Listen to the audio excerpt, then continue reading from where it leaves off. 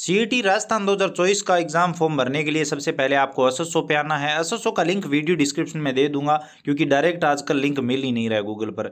तो वहां से डायरेक्ट एसएसओ पे आ जाइए। एसएसओ आईडी पासवर्ड दर्ज करके कैप्चा कोड दर्ज करके लॉगिन कर लीजिए। लेकिन अगर आपके पास एसएसओ आईडी नहीं है तो आप रजिस्ट्रेशन वाले ऑप्शन पे क्लिक करेंगे।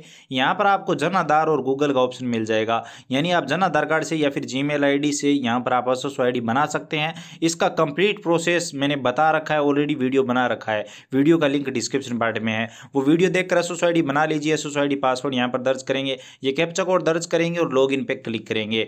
लॉगिन करते ही यहाँ पर आपके सामने इस तरह का इंटरफेस आएगा, बहुत सारे एप्लीकेशन आपको दिखाई देंगे। तो यहाँ पर आपको रिक्वायरमेंट पोर्टल देखना है। यहाँ पर रिक्वायरमेंट स्टेप 2 है, ये वाला नहीं, ये जो पहला ऑप्शन है ये वाला ऑप्शन आपको सिलेक्ट करना है सीईटी का फॉर्म भरने के लिए।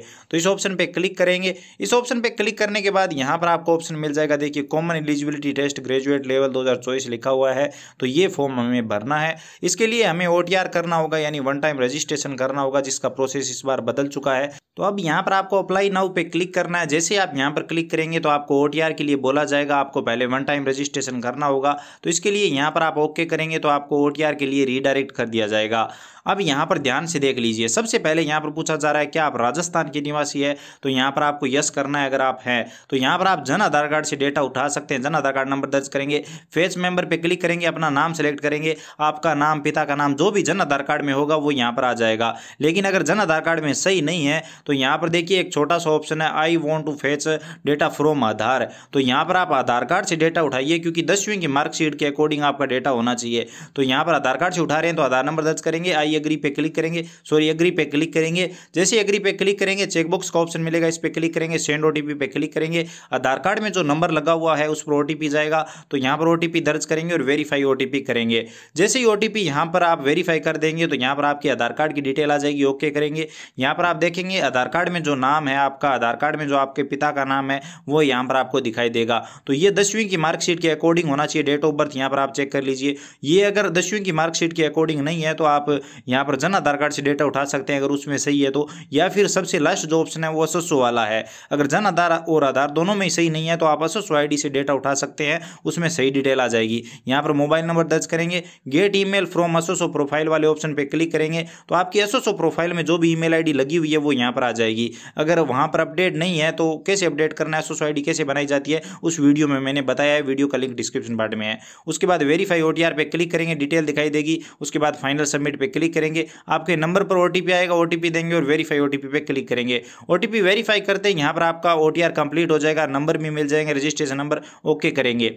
ओके करते हैं यहाँ पर आप सारी डिटेल चेक कर सकते हैं, आपकी सारी डिटेल सेट हो चुकी है। अगर आप कुछ चेंज करना चाहते हैं, आपने चेंज किया तो फेच कर सकते हैं, या फिर फेच एप्लीकेशन फॉर्म पे क्लिक करके पुरानी एसएसओ आईडी भी यहाँ पर लिंक कर सकते हैं। तो ये ऑप्शन भी आपको देखने को मिलता है। अब यहाँ पर आपको पेमेंट करना होगा, ओटीआर का पेमेंट या फिर आप फॉर्म का पेमेंट बोल सकते हो। तो पे फीस पे क्लिक करना है। अब यहाँ पर पूछा जा रहा है क्या आप राजस्थान के निवासी हो, तो यहाँ पर यस या नो सेलेक्ट कर लीजिए। अब यहाँ पर आप रिजर्व कैंडिडेट हो या फिर अनरिजर्व्ड, तो वो यहाँ पर आप अपने हिसाब से सिलेक्ट कर लीजिए। अगर आप रिजर्व्ड हो, जनरल ईडब्ल्यूएस में आते हो, ओबीसी नॉन क्रीमिलियर में आते हो, एससी एसटी में आते हो, तो यहाँ पर आपको रिजर्व्ड कैंडिडेट सेलेक्ट करना है। लेकिन अगर आप जनरल में आते हो, आपकी इनकम ज़्यादा है, ओबीसी क्रीमिलियर में आते हो, एमबीसी में आते हो, तो आप अनरिजर्व्ड सेलेक्ट कर सकते हो। हम रिजर्व कैंडिडेट है, ईडब्ल्यूएस है, तो हम ये ऑप्शन सेलेक्ट करेंगे। और यहाँ पर विकलांग के बारे में पूछा जा रहा है क्या आप विकलांग हो तो आप यस कर सकते हो, नहीं तो नो करेंगे। अब हमें रिजर्व कैंडिडेट है तो हमें 400 रुपये देने हैं, पे फी पे क्लिक करेंगे, ओके करेंगे। ओके करते हैं यहाँ पर आपको पेमेंट गेटवे पर रीडायरेक्ट कर दिया जाएगा। पेमेंट करने के लिए पहला ऑप्शन नेट बैंकिंग का है, आप किसी भी बैंक की यहाँ पर नेट बैंकिंग सेलेक्ट करके पेमेंट कर सकते हैं। एग्रीगेटर वाला ऑप्शन सेलेक्ट करके कोई भी पेमेंट गेटवे चुन लीजिए, इसमें आपको सब ऑप्शन देखने को मिलते हैं। आप नेट बैंकिंग से, डेबिट या क्रेडिट कार्ड से, यूपीआई से पेमेंट कर सकते हैं, या फिर जो सबसे सरल तरीका मुझे जो लगता है वो यहाँ पर क्यूआर कोड वाला है। तो यहाँ पर क्यूआर से भी आप पेमेंट कर सकते हैं। चलिए मैं आपको पहले अगर आप एटीएम कार्ड से पेमेंट करना चाहते हैं तो बता देता हूँ, या फिर नेट बैंकिंग से करना चाहते हैं तो कैसे करना है वो देख लीजिए। तो इसके लिए आपको क्या करना है, एग्रीगेटर वाला ऑप्शन सेलेक्ट करना है। यहाँ पर बिल्डिस का आप सेलेक्ट कर लीजिए, अच्छा पेमेंट गेटवे है। उसके बाद पे नाउ पे क्लिक करेंगे। उसके बाद यहाँ पर आपका प्रीव्यू दिखाई देगा, तो यहाँ पर प्रोसीड पे क्लिक करेंगे। उसके बाद यहाँ पर आपको बहुत सारे ऑप्शन देखने को मिल जाते हैं। यहाँ पर पहला ऑप्शन नेट बैंकिंग का है, तो इसमें आप सभी बैंकों की नेट बैंकिंग से पेमेंट कर सकते हैं। आपके पास जिस भी बैंक की नेट बैंकिंग हो वो सिलेक्ट कर लीजिए, या फिर डेबिट या क्रेडिट कार्ड, किसी भी एटीएम या क्रेडिट कार्ड या वॉलेट से यहाँ पर आप पेमेंट कर सकते हैं। अब चलिए हम यहाँ पर क्यूआर कोड से पेमेंट करेंगे, जो कि सबसे सरल तरीका लिखा है। सबसे लास्ट वाला ऑप्शन QR कोड पेमेंट वाला, इसे सिलेक्ट करेंगे। यहाँ पर फ़ोन पे सिलेक्ट करेंगे, पे नाउ पे क्लिक करेंगे। यहाँ पर एक QR कोड जनरेट हो जाएगा, तो यहाँ पर आप थोड़ा सा वेट कर लीजिए। उसके बाद शो QR कोड पे क्लिक करेंगे तो यहाँ पर आपके सामने QR कोड आ जाता है। इसे आप फ़ोन पे, गूगल पे, पेटीएम किसी से भी स्कैन करके आप अपने पेमेंट कर दीजिए, पेमेंट हो जाएगा। देखिए यहाँ पर जैसे ही मैं अपने फ़ोन से पेमेंट करता हूँ 1 से 2 सेकंड में यहाँ पर रीडायरेक्ट हो जाता है और पेमेंट सक्सेसफुली दिखा दिया जाएगा। यहाँ पर आप देखिए मैंने पेमेंट कर दिया 410 रुपये का, और यहाँ पर आप देखेंगे कि पेमेंट कंप्लीट हो चुका है। जैसे ही पेमेंट कंप्लीट होगा तो आपको OTR वाले पेज पे रीडायरेक्ट कर दिया जाएगा और यहाँ पर आपको रिसिप्ट भी मिल जाएगी। देख लेते हैं रिकॉर्डिंग हो रही है कि नहीं, वो जरूरी है। तो यहाँ पर देखिए पेमेंट सक्सेसफुली हो चुका है। ओके करेंगे, ओके करते हैं यहाँ पर आपको रिसिप्ट भी मिल जाएगी। यहाँ पर आप देखिए पेमेंट हो चुका है कंप्लीट, और कैसे पेमेंट किया, और व्यू रिसिप्ट पे क्लिक करके आपने जो पेमेंट किया है उसकी रिसिप्ट भी निकाल सकते हैं। अब OTR eKYC वाला ऑप्शन आपको इस बार कंप्लीट कर रहे हैं, इस वाले ऑप्शन पे क्लिक करेंगे। उसके बाद यहाँ पर लाइव फोटो का ऑप्शन है, तो टेक फोटो पे क्लिक करेंगे। इसके लिए जरूरी है कि आपके लैपटॉप या कंप्यूटर में कैमरा हो, क्योंकि ये चीज़ इस बार जरूरी है। तो टेक फोटो पे क्लिक करेंगे और यहाँ पर कैमरे के लिए परमिशन मांगी जाएगी। तो सबसे ऊपर वाला जो ऑप्शन है ये सिलेक्ट कर लीजिए, ताकि बार बार आपको दिक्कत ना हो जब आप फॉर्म भरे। तो पहले वाला ऑप्शन यहाँ पर परमिशन दे दीजिए। उसके बाद कैमरा ऑन हो जाएगा। पहली बार मुझे यहाँ पर फोटो लेने में काफ़ी दिक्कत आई, क्योंकि मुझे पता नहीं था कैसे फोटो लेते हैं। मैं आपको सरल भाषा में बता देता हूँ। आप कस्टमर को, सॉरी जो स्टूडेंट है उसको सामने बिठाइए और पलकें झपकाइए। 2-3 बार पलकें झपकाएंगे तो कंप्यूटर ऑटोमेटिक फोटो ले लेगा। अगर आपको फोटो सही लग रही है तो रहने दीजिए, नहीं तो आप दोबारा भी ले सकते हैं। अब यहाँ पर आपको अपना एक सेल्फ डिक्लेरेशन भी अपलोड करना है। तो वो कैसे करना है, तो यहाँ पर देखिए एक सैंपल PDF दी हुई है, यानी आपको अपना एक फॉर्म लिखकर जैसे PTT में करते हैं तो वो अपलोड करना है। तो यहाँ पर जो सिंपल PDF वाला ऑप्शन है, इस वाले ऑप्शन पे क्लिक करेंगे, एक PDF डाउनलोड हो जाएगी, इसे ओपन करेंगे। यहाँ पर ध्यान से देख लीजिए, ये यहाँ पर लिखा हुआ है, ये जो लिखा हुआ है हिंदी प्रारूप, ये आपको सेम टू सेम नीचे लिखना है। जैसे मैं, और उसके बाद आवेदक का नाम यानी आपका नाम, आपके पिता का नाम, और आपकी जो भी जन्म तिथि है वो यहाँ पर सेम टू सेम यहाँ पर उतार दीजिए। और उसके बाद बाकी जो सेम लिखा है, भर्ती परीक्षाओं हेतु आवेदन कर रहा हूँ, रही हूँ, अगर लड़का है तो रहा हूँ, लड़की है तो रही हूँ, मैं शपथ पूर्ण बयान करता हूं, करती हूं, अगर लड़का है तो करती हूं, करता हूं, और लड़की है तो करती हूं। तो इस तरह से वो आप कंप्लीट उतार दीजिए नीचे जो ऊपर लिखा है सेम टू सेम, और उसके बाद आपको ये PDF अपलोड करनी होगी। ये एक तरह का शपथ पत्र है कि अगर आप कोई भी गलत डिटेल देते हो तो आपको भर्ती से बाहर किया जा सकता है और आपका जो चयन है वो निरस्त किया जा सकता है। उसके बाद नीचे आएंगे, यहाँ पर आप अपने हस्ताक्षर करेंगे, SSO ID लिखेंगे, OTR नंबर देंगे, और परमानेंट एड्रेस आप अपना वार्ड नंबर, गांव, क्षेत्र, कस्बे का नाम यहाँ पर भर के और ये कंप्लीट कर देंगे। तो इस तरह से ये कंप्लीट हो जाएगी आपकी PDF। इंग्लिश में यहाँ पर भरना जरूरी नहीं है, हिंदी या इंग्लिश दोनों में से कोई भी एक लिख दीजिए जो आपके लिए सूटेबल हो। जहाँ तक मुझे यहाँ पर हिंदी वाला सूटेबल था तो मैंने हिंदी वाला लिख दिया है। तो हिंदी में सेम टू सेम अपना नाम, पिता का नाम, जन्म दिनांक लिख के, और बाकी ऊपर जो लिखा है वो सेम टू सेम उतार के नीचे हस्ताक्षर कर दीजिए। और सबसे लास्ट में SSO ID और वो जो 1 टाइम रजिस्ट्रेशन नंबर मिले हैं वो लिख के और आप एड्रेस लिख के अपलोड कर दीजिए। तो ये PDF मैंने तैयार कर ली है, मैंने इसका प्रिंट आउट ले लिया है। चलिए मैं एक बार फिर से इसका प्रिंट आउट ले लेता हूँ और इसे लिख के तैयार कर लेता हूँ। तो कहने का मतलब है अगर आप खुद फॉर्म भर रहे हो तो ये PDF तो आपको प्रिंट करवानी होगी, लिख के अपलोड करनी होगी। साइज 100 KB से कम नहीं होना चाहिए, 200 KB से ज़्यादा नहीं होना चाहिए। PDF फॉर्मेट में आप अपलोड कर दीजिए। उसके बाद सबमिट eKYC पे क्लिक करेंगे तो यहाँ पर आपकी जो लाइव फोटो आपने ली है वो आपको दिखाई देगी, PDF भी दिखाई देगी, वो चेक कर लीजिए। दोनों चेकबॉक्स पे यहाँ पर क्लिक करेंगे और सेंड OTP पे क्लिक करेंगे। आपके नंबर पर OTP आएगा, वो OTP यहाँ पर भरेंगे और फाइनल सबमिट पे क्लिक करेंगे। OTP दे के सबमिट पे क्लिक करने के बाद आपका काम कंप्लीट हो जाएगा, आपकी KYC कंप्लीट हो जाएगी, OTR आपका कंप्लीट हो जाएगा। वैसे कई लोग बता रहे हैं कि यहाँ पर आपको जो 10वीं की मार्कशीट है वो भी वेरीफाई करनी चाहिए, लेकिन यहाँ पर ध्यान से देख लीजिए नोट मैंडेटरी लिखा है, ये जरूरी नहीं है। अगर आप चाहें तो यहाँ पर वेरीफाई कर सकते हैं, नहीं तो आप फॉर्म में भी ये डिटेल दे सकते हैं जब आप फॉर्म भरें। क्वालिफिकेशन डिटेल आप चाहें तो यहाँ पर OTR में भर सकते हैं, और बाकी अपना विकलांग certificate, marriage certificate, police verification वो सब दे सकते हैं। आपको यहाँ तक करना है और उसके बाद होम पेज पे आ जाना है। होम पेज पे आने के बाद यहाँ पर आपको अप्लाई नाउ वाले ऑप्शन पे क्लिक करना है। उसके बाद यहाँ पर कॉमन एलिजिबिलिटी टेस्ट वाले ऑप्शन पे क्लिक करना है। इस ऑप्शन पे क्लिक करने के बाद डिटेल चेक कर लीजिए, अगर सारी डिटेल सही है तो ठीक है, नहीं तो आप अपडेट भी कर सकते हैं OTR में जाकर, नहीं तो प्रोसीड पे क्लिक करेंगे अगर सही है तो।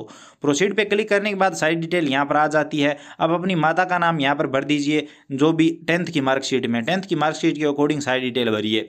उसके बाद यहाँ पर श्रेणी चुन लीजिए, कास्ट कैटेगरी जनरल AWS जो भी है, OBC SC ST वो सिलेक्ट कर लीजिए। उसके बाद अगर आप विकलांग हो तो कौन सी कैटेगरी है वो बता दीजिए और यहाँ पर विकलांगता की जो भी श्रेणी है वो बता दीजिए। धर्म क्या है वो यहाँ पर आप बता दीजिए। उसके बाद यहाँ पर आप मैरिड हो अनमेरिड हो वो सिलेक्ट कर लीजिए। अगर अनमेरिड हो तो कोई दिक्कत नहीं है, अगर आप मैरिड हो तो जीवन साथी का नाम भी यहाँ पर देना होगा। तो चलिए हम यहाँ पर अनमेरिड सिलेक्ट कर लेते हैं। उसके बाद अगर आप अनमेरिड भी हो तो भी यहाँ पर बच्चों की संख्या तो बतानी होगी। जी हाँ, ये कमाल की चीज़ है। 1/6/2002 से पहले कितने बच्चे हैं, 1/6/2002 के बाद कितने बच्चे हैं। अगर आप अनमेरिड हो, बच्चे नहीं है तो 0 कर सकते हो, लेकिन करना जरूर पड़ेगा। मोबाइल नंबर आ जाएंगे, व्हाट्सअप नंबर यहाँ पर भर दीजिए, ईमेल आईडी आ चुकी है, उसके बाद आधार नंबर आ चुके हैं, मामासा आईडी वगैरह ऑप्शनल है, कोई जरूरी नहीं है, ये आप ऐसे ही छोड़ सकते हैं। उसके बाद अगर आप TSP क्षेत्र में आते हो तो यहाँ पर आप यस कर सकते हो, नहीं तो आपको नो करना है। ज़्यादातर जिले नॉन TSP में आते हैं, TSP 2-4 जिले छोड़ के बाकी सभी नॉन TSP में है, तो यहाँ पर आपको नो करना है। अगर आप आते हो तो यस कर सकते हो। और अगर जो अगला पेज आएगा उसमें अगर आपके ज़िले का नाम नहीं आ रहा है तो इसका मतलब आपको नो ही करना है, आप समझ गए होंगे। तो यहाँ पर आपको नो करना है, नॉर्मली सबको पता है जो फॉर्म भरते हैं। उसके बाद यहाँ पर आप अपना एड्रेस भरेंगे, वार्ड नंबर, गांव का नाम, तहसील का नाम, अपने स्टेट कौन सा है तो वो यहाँ पर सिलेक्ट कर लेंगे, जिला कौन सा है, गांव कौन सा है, पिन कोड क्या है वो यहाँ पर भर देंगे। मैंने उदाहरण के लिए भरा है, आप सभी से भर दीजिए। सबमिट पे क्लिक करेंगे, यस पे क्लिक करेंगे। यस पे क्लिक करते ही अगला पेज आ जाएगा, इसमें यहाँ पर इंडियन सेलेक्ट कर लेंगे, आप अपना राज्य चुन लेंगे। यहाँ पर अगर आपने TSP नो किया है तो यहाँ पर सभी जिले दिखाई देंगे, यस किया है तो 2-3 जिले ही दिखाई देंगे। उसके बाद यहाँ पर आप भूतपूर्व सैनिक हो या नहीं तो यस या नो में बताएंगे। यस करते हो तो इससे संबंधित डिटेल भी देनी होगी।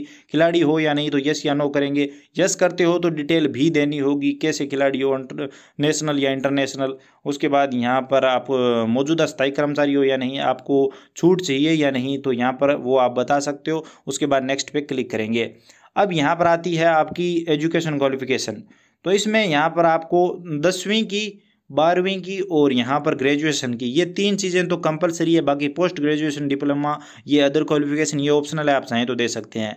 चेकबॉक्स पे क्लिक करेंगे। सबसे पहले सब्जेक्ट समूह में ऑल सब्जेक्ट या फिर ऑल जनरल सब्जेक्ट लिख सकते हैं 10वीं में।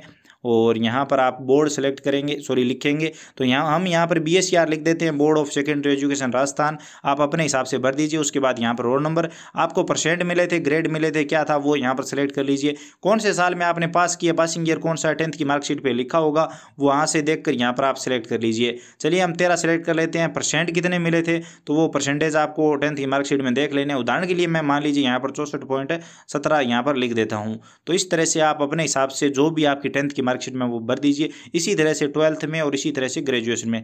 यहाँ पर ग्रेजुएशन में 12th में आप यहाँ पर लिख दीजिए आर्ट कॉमर्स जो भी है, और यहाँ पर ग्रेजुएशन में आप BA BSc BCom जो भी आपने कर रखा है ग्रेजुएशन में वो लिख दीजिए। उसके बाद यूनिवर्सिटी का नाम आ जाएगा, रोल नंबर आ जाएंगे, फाइनल ईयर के लिख दीजिए ग्रेजुएशन में आप, और यहाँ पर रिजल्ट लिख दीजिए और परसेंटेज निकाल के लिख दीजिए। ये सारी डिटेल भर के आपको नेक्स्ट करना है। तो चलिए हम यहाँ पर यह सारी डिटेल भर के नेक्स्ट कर देते हैं। नेक्स्ट करने के बाद आपको यहाँ पर एक फ़ोटो अपलोड करना है, रंगीन पासपोर्ट साइज फ़ोटो अपलोड करना है, जो 1 महीने से ज़्यादा पुराना नहीं होना चाहिए। इस बात का ध्यान रखें, नहीं तो फॉर्म रिजेक्ट हो सकता है, तो ये चीज़ देख लीजिए। फोटोग्राफ का साइज़ 50 KB से कम नहीं होना चाहिए, 100 KB से ज़्यादा नहीं होना चाहिए। JPG या फिर JPG में आप अपलोड कर सकते हैं। और सिग्नेचर में 20 KB से साइज़ कम नहीं होना चाहिए, 50 KB से ज़्यादा नहीं होना चाहिए। इसी फॉर्मेट में सिग्नेचर भी आपको अपलोड करने हैं। कोई बॉडी मार्क है विजिबल तो वो यहाँ पर लिख दीजिए, नहीं तो नो करेंगे। उसके बाद नेक्स्ट करेंगे। नेक्स्ट करने के बाद फॉर्म का प्रीव्यू आ जाएगा, एक बार ध्यान से चेक कर लीजिए क्योंकि अभी भी आप सुधार कर सकते हैं। इसके बाद अगर कोई कमी रह जाती है तो करेक्शन के 300 रुपये लगेंगे। यहाँ पर लाइव फोटो वगैरह भी आपको दिखाई देगी इस बार। तो ये सारी डिटेल एक बार चेक कर लीजिए और उसके बाद आपको फाइनल सबमिट करना है। चेकबॉक्स पे क्लिक करेंगे, फाइनल सबमिट वाले ऑप्शन पे क्लिक करेंगे और यहाँ पर आपका फॉर्म फाइनल सबमिट हो जाएगा। अब आपको प्रिंट आउट निकाल के अपने पास फॉर्म रख लेना है। अगर आपने खुद का फॉर्म भरा है, किसी कस्टमर का भरा है तो प्रिंट आउट निकाल कर उन्हें दे देंगे। अगर आपको ये वीडियो इन्फॉर्मेटिव लगा है तो लाइक करिए, अपने दोस्तों के साथ शेयर जरूर करिए। चैनल पर नए हो तो हमारी मेहनत के लिए सब्सक्राइब करके बेल आइकन जरूर दबाइए। काफ़ी मेहनत लगी है इस फॉर्म में। पूरे YouTube पर आपको इस तरह से कंप्लीट डिटेल में फॉर्म भर के कोई नहीं बताएगा, तो सब्सक्राइब तो बनता है। सब्सक्राइब करिए, घंटी का बटन दबाइए। अगर आपको फॉर्म भरने में कोई भी दिक्कत आ रही है, आप कुछ भी जानना चाहते हो, बताना चाहते हो तो बेझिझक कमेंट सेक्शन में लिखिए, हम जरूर बात करेंगे। चलिए मिलते हैं अगले वीडियो।